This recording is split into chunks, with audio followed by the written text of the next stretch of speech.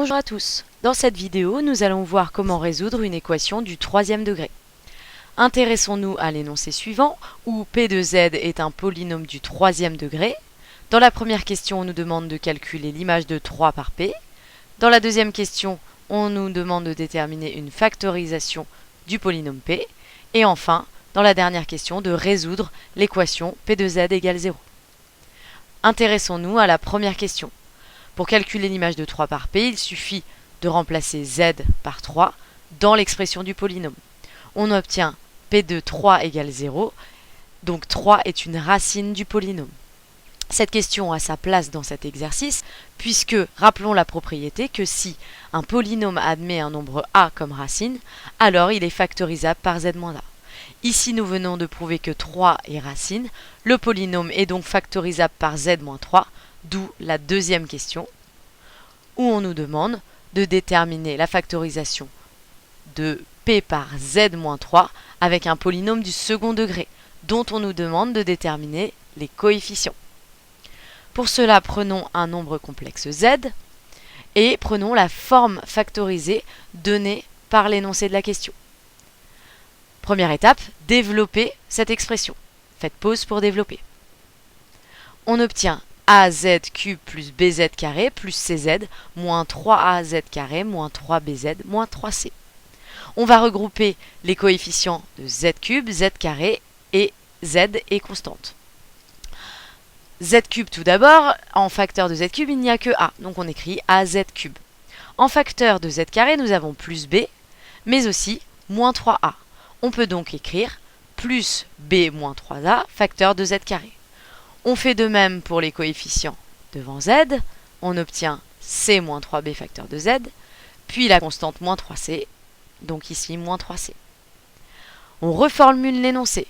On cherche donc A, B et C tels que la forme que nous venons de trouver, ici, doit être égale au polynôme de l'énoncé, c'est-à-dire celui-ci. À présent, pour déterminer les coefficients A, B et C, nous allons faire ce qu'on appelle une identification. C'est-à-dire que nous allons identifier de part et d'autre de l'égalité les coefficients devant Z au cube, coefficients devant Z carré, coefficients devant Z et constante. Commençons par Z au cube. Il va donc y avoir plusieurs équations.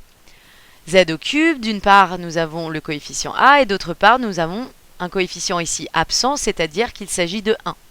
On peut donc écrire la première équation, A doit être égal à 1. Faisons de même pour le coefficient devant Z carré. Dans le membre de gauche, nous avons un coefficient de B moins 3A et dans le membre de droite, moins 7. Nous pouvons donc écrire la deuxième équation, B moins 3A égale moins 7. Faisons de même pour le coefficient devant Z. Nous obtenons C moins 3B égale 25 et identifiant les constantes, moins 3C égale moins 39. Nous obtenons un système de 4 équations à 3 inconnus, c'est-à-dire qu'on a une équation peut-être en trop. Il faudra juste que cette équation, le résultat de cette équation soit cohérent avec les 3 autres équations. Résolvons ce système. Donc nous avons A égale 1, nous pouvons substituer 1 à A dans la deuxième équation. On obtient B moins 3 fois 1 est égal à moins 7. Dans la dernière équation, moins 3C égale moins 39, ça veut dire que C est égal à moins 39 sur moins 3, on obtient 13. Avec la deuxième équation, on obtient B égale moins 4, on peut donc dans la troisième équation remplacer B par moins 4. On obtient dans les troisième et quatrième équations une cohérence avec C est égal à 13. Nous venons de factoriser le polynôme P de Z par Z-3 et par le polynôme Z carré moins 4Z plus 13 en remplaçant A, B et C par les coefficients que nous venons de trouver.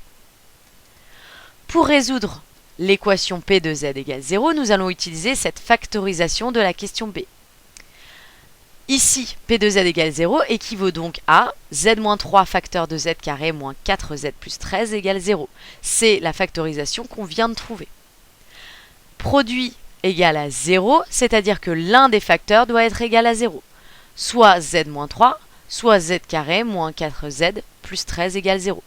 La première équation nous donne Z égale 3, c'est la solution qu'on avait déjà trouvée dans la question 1. Et pour la deuxième équation, c'est une équation du second degré. Il suffit donc de calculer delta. On trouve delta égale moins 36. Et en utilisant les formules, pour les solutions complexes conjuguées, puisque delta est négatif, on obtient Z1 égale 2 moins 3i et Z2 égale 2 plus 3i. L'équation du troisième degré que nous venons de voir admet, elle, trois solutions. La première Z égale 3, la deuxième Z égale 2 moins 3i, et enfin 2 plus 3i. Et nous venons de résoudre une équation du troisième degré.